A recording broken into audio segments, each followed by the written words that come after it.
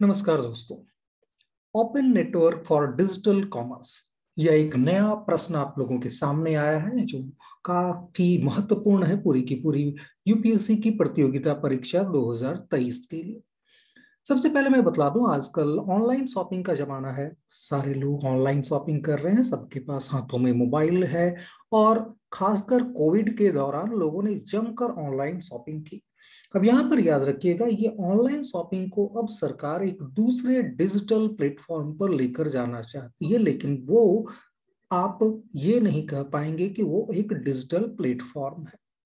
आखिर ये है क्या, आइए समझने की कोशिश करते हैं। Open network for digital commerce की शुरुआत अगर बात करेंगे तो इसकी शुरुआत होती है कोविड टाइम में। जब कोविड टाइम में जो हमारे प्रोड्यूसर्स थे और जो हमारे बायर्स थे, उनके बीच की जो कनेक्टिविटी थी वो टूट गई। अब इसी कनेक्टिविटी को तैयार करने के लिए एक नया, कह सकते हैं, स्पेस क्रिएट किया गया है और उसे नाम दिया गया है ओएनडीसी।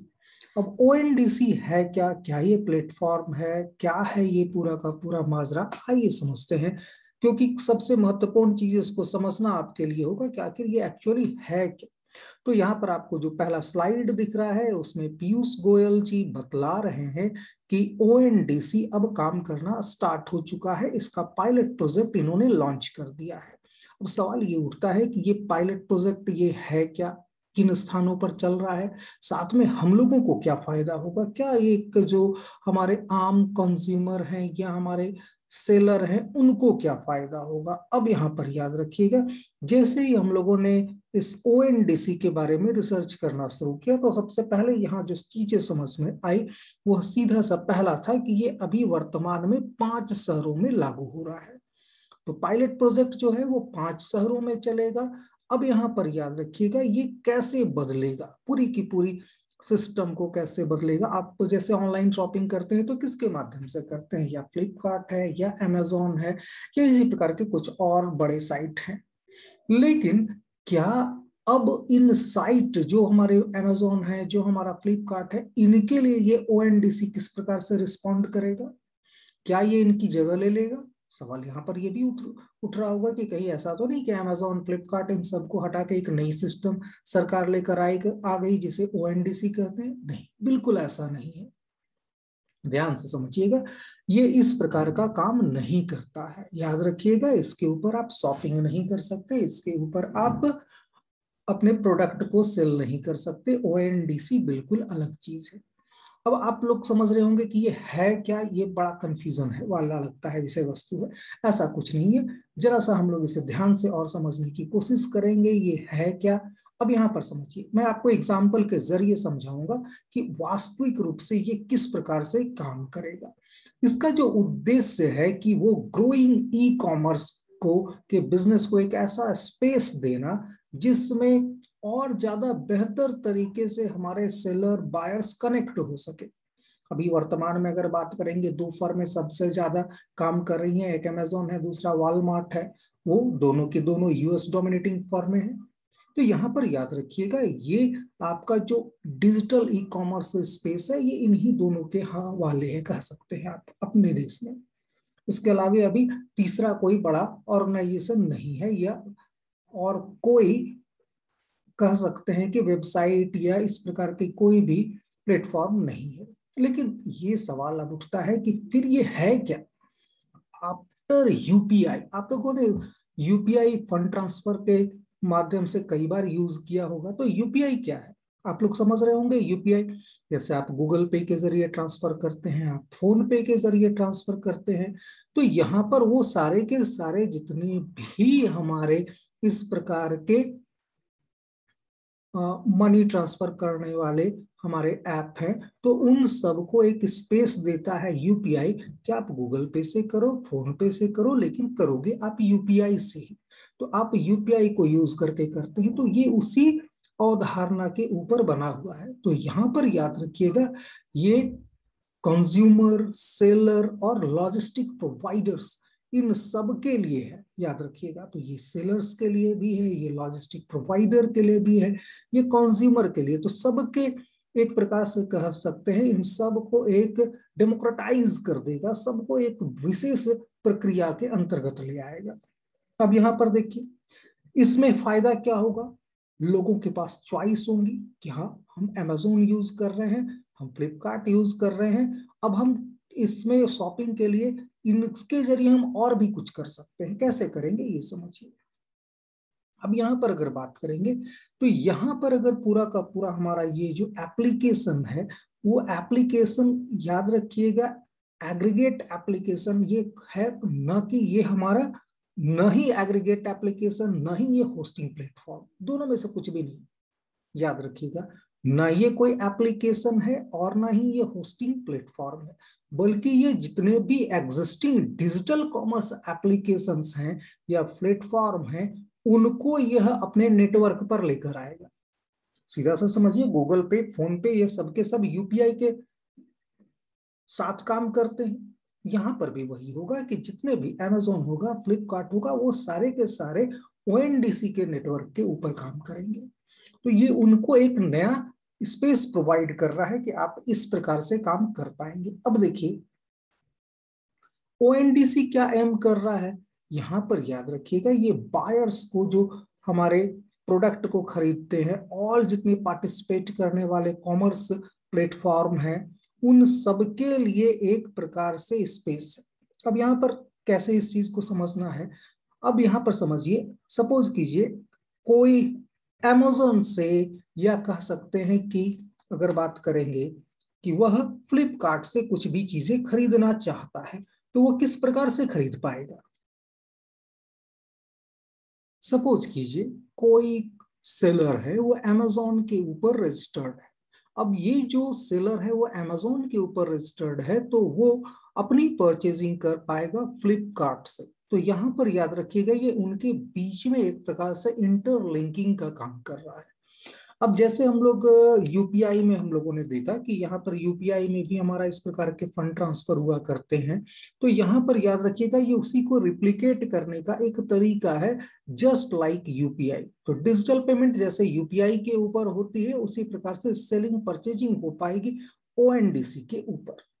अब यहाँ पर किस किस काम में ये यूज होगा ये भी इंपॉर्टेंट है। होलसेल, मान लीजिए आपको परचेजिंग करनी है, सेलिंग करनी है, कुछ भी करना है, या फिर फूड डिलीवरी करनी है तो फूड डिलीवरी के लिए भी, लॉजिस्टिक है, ट्रैवल है, अर्बन सर्विसेज है, कुछ भी, हर चीज के लिए ये एक स्पेस प्रोवाइड कराएगा। अब यहां पर याद रखिएगा इसे लॉन्च कौन कर रहा है, तो लॉन्च कर रही है department for promotion of industry and internal trade, तो DPIIT। सवाल ये उठता है ये किस मंत्रालय के अंतर्गत है, तो याद रखिएगा ये कॉमर्स और इंडस्ट्रीज के अंतर्गत है। यहाँ पर खासकर कोविड-19 के काल में काफी ज्यादा देखा गया कि जो रिटेलर्स हैं, जो हमारे डिमांड करने वाले हैं, उन दोनों के बीच में कोविड के टाइम में कनेक्टिविटी कट गई थी। तो ये कनेक्टिविटी प्रोवाइड करेगा हमारे रिटेलर्स को हमारे प्रोड्यूसर्स के बीच में। तो यहां पर याद रखिएगा ये एक इकोसिस्टम तैयार करेगा।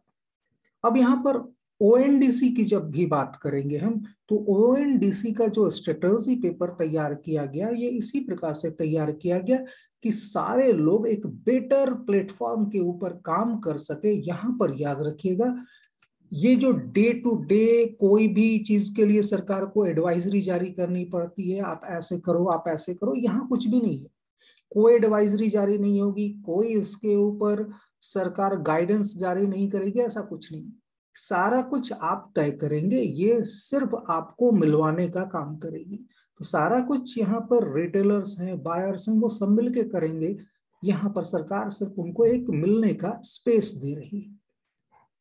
अब यहाँ पर याद रखिएगा ये जो पूरा का पूरा है, ये जो फंड जनरेट होगा, यहाँ पर याद रखिएगा ये लोग खुद फंड जनरेट भी करेंगे। पैसे की लेन देन से लेके सारा कुछ इनके हाथ में होगा, सरकार कहीं भी इनको रेगुलेट नहीं करेगी। तो सरकार यहाँ पर रेगुलेटिंग बॉडी नहीं है, ये सिर्फ एक प्लेटफॉर्म है लोगों के मिलने का। आप मिल सकते हैं, इसके ऊपर एक स्पेस है जहां पर आप मिल सकते हैं। प्रोडक्ट आपको बेचना है, आप अलग अलग प्लेटफॉर्म का यूज करें, आप Amazon पर बेचें, फ्लिपकार्ट पर बेचें, या इसी प्रकार के मिंत्रा वगैरह जितने भी हैं सबके ऊपर सेल करें, लेकिन उनको मिलवाने का ये जो काम करेगा, वो जो स्पेस देगा, उसे ही हम लोग ओएनडीसी कहेंगे। अब यहाँ पर याद रखिएगा ओएनडीसी वर्तमान में किस लेवल पर जा पहुंची है। तो वर्तमान में ये 5 जगहों पर आरंभ हुई है। तो 5 जगहों पर कौन कौन सा है? पहला है दिल्ली एनसीआर, बेंगलुरु, भोपाल, शिलोंग और कोयम्बटूर। अब आपने देखा कि ये पूरा का पूरा इंडिया कवर कर रहा है। शिलोंग जहां नॉर्थ ईस्ट में है, कोयम्बटूर जहां दक्षिण में है, भोपाल जहां सेंटर पॉइंट है भारत का, वहीं बेंगलुरु साउथ में है, और दिल्ली एनसीआर आपका पूरा नॉर्थ रीजन को कवर करता है। तो 5 अलग अलग क्षेत्रों में ये स्टार्ट किया गया है। तो ओएनडीसी 5 जगहों से ये आरंभ हो रहा है और ये धीरे धीरे पूरे भारत में फैलेगा। करीब करीब 150 रिटेलर्स इसके साथ शुरुआत में जोड़े गए हैं। तो यहां पर याद रखिएगा 150 रिटेलर्स को यहां पर जोड़ा गया है। अब यहां पर ये धीरे धीरे आपका बढ़ता जाएगा। कितना तक बढ़ेगा, सवाल ये भी आपके दिमाग में आ रहा होगा, आखिर कहां तक बढ़ेगा। चलिए इसके बारे में भी बात करते हैं। तो यहां पर याद रखिएगा इन सारे चीजों को स्टडी करने के लिए एक पैनल या कह सकते हैं एडवाइजरी काउंसिल भी बनाई गई है। अब ये एडवाइजरी काउंसिल क्या करती है, इस चीज को समझिएगा। तब उससे पहले जानिए कि आखिर इसमें है कौन कौन से लोग। आप लोगों ने नंदन एम नीलकेनी का नाम सुना होगा, मेरे ख्याल से हर एक व्यक्ति ने सुना हुआ है। ये इन्फोसिस के नॉन एक्सिक्यूटिव चेयरमैन है, वो इसके हिस्से हैं। आर एस शर्मा जो कि नेशनल हेल्थ अथॉरिटी के हैं सीईओ, वह भी इसका हिस्सा है। दिलीप आबसे ये एमडी एंड सीईओ हैं एनपीसीआई के। अंजलि बंसल फाउंडर और चेयरपर्सन है आपका अवन्या कैपिटल की। उसी प्रकार से सुरेश सेट्टी हैं, और साथ में अन्य महत्वपूर्ण लोगों की पूरी एक सीरीज है जो आप कह सकते हैं कि अपने अपने सारे क्षेत्रों में लीडिंग पर्सन है। अरविंद गुप्ता, आप जान ही रहे हो, India foundation, digital India foundation के को फाउंडर और हेड हैं। वहीं पर अगर बात करेंगे कुमार राजगोपालन, ये हमारा रिटेलर एसोसिएशन ऑफ इंडिया के हेड है। इसी प्रकार से बहुत सारे और भी इंपॉर्टेंट नाम आपको देखने को मिलेंगे इस लिस्ट में। लेकिन सवाल ये नहीं है कि ये लोग इतने महत्वपूर्ण लोग हैं तो ये क्या ऐसा कोई काम करने वाले हैं जिसमें ये पूरा का पूरा इकोसिस्टम बदल रहे हैं? बिल्कुल सही, यही ये काम करने वाले हैं, ये पूरे इकोसिस्टम को बदल रहे हैं। जो हम लोगों ने एक गैप देखा रिटेलर बायर के बीच में, ये पूरा का पूरा रिटेलर्स और बायर्स के बीच के गैप को ही खत्म कर देगा। अब यहाँ पर नेक्स्ट 5 ईयर में क्या होने वाला है, सबके दिमाग में ये भी आ रहा होगा कि नेक्स्ट 5 ईयर में क्या होगा। तो ओएनडीसी एक्सपेक्ट कर रहा है कि करीब करीब 90 करोड़ यूजर्स इसके साथ जुड़ जाएंगे और 12 लाख सेलर्स इसके साथ जुड़ेंगे इस पूरे नेटवर्क पर, जिससे करीब करीब 730 करोड़ का एडिशनल परचेज होगा। अब आप बोलेंगे एडिशनल परचेज कैसे हो जाएगा, हमारी तो कैपेसिटी, बाइंग कैपेसिटी एक लिमिटेड है। सवाल भी बिल्कुल सही है भाई, बाइंग कैपेसिटी, मेरे जेब में पैसे हैं 5,000 और मैं 10,000 की परचेजिंग कैसे कर लूंगा, सवाल तो ये उठता है। लेकिन आप जरा ध्यान दीजिए कि हम जाते थे पहले पुराने किराना के दुकानों में शॉपिंग करने के लिए, तो एक घर से लोग लिस्ट बना कर दे देती थी, आपकी पत्नी हो, माँ हो, जो भी हो, बहन हो, एक लिस्ट बना कर दे देती थी कि ये चीजें खरीद कर ले आना है, और हम जाते थे उस दुकान पर, किराना दुकानदार को लिस्ट दिया, भाई ये सामान दे दो हमें। लेकिन अब क्या हो गया है, अब घर की महिलाएं जाती हैं शॉपिंग मॉल में, और शॉपिंग मॉल में वो लिस्ट बना के नहीं जाती। वो लिस्ट अगर बना के भी गई है, मान लो 10 आइटम का लिस्ट बना है, मान के चलिए शॉपिंग मॉल में जाने के बाद 15 चीजें खरीद कर आएंगी। क्यों? 5 और चीजें जरूरी थी लेकिन नजर से छूट गई, नजर से छूट गई, लेकिन शॉपिंग मॉल में जब गए तो क्या हुआ, नजर पड़ गई, नजर पड़ गई तो खरीद लिया, क्यों, जरूरी थी इसलिए खरीदी गई। तो यहाँ पर शॉपिंग मॉल क्या किया, हमारा हमारी परचेजिंग को इंक्रीज कर दिया।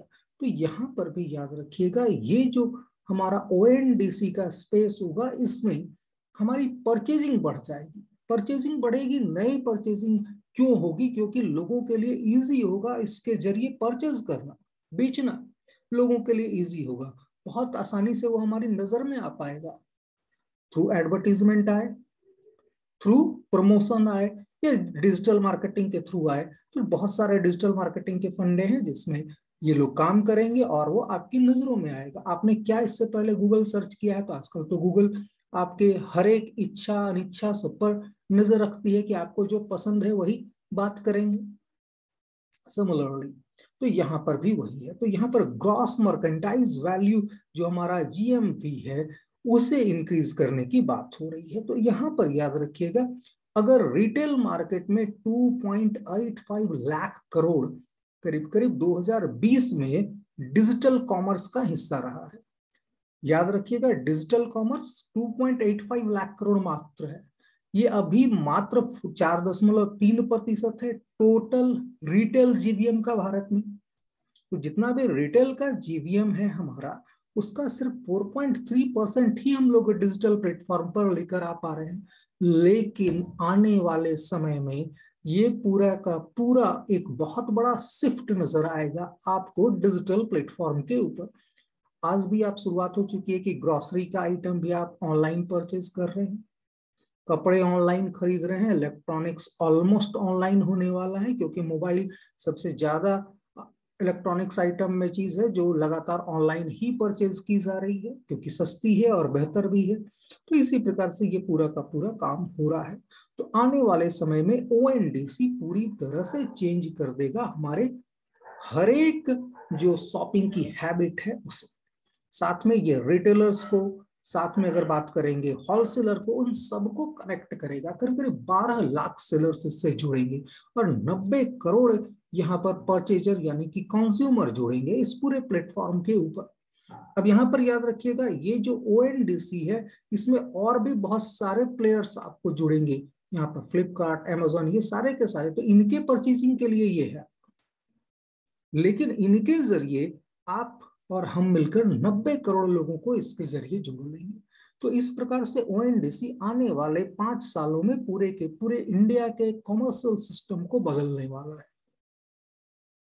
मेरे ख्याल से ये वीडियो आपको समझ में आया होगा, और अगर कोई सुझाव है आपके तो निश्चित तौर पर मुझे भेजें। और अगर आपको कुछ और एक्सप्लेनेशन चाहते हैं तो वह भी आप प्रश्न के रूप में मुझसे पूछ सकते हैं।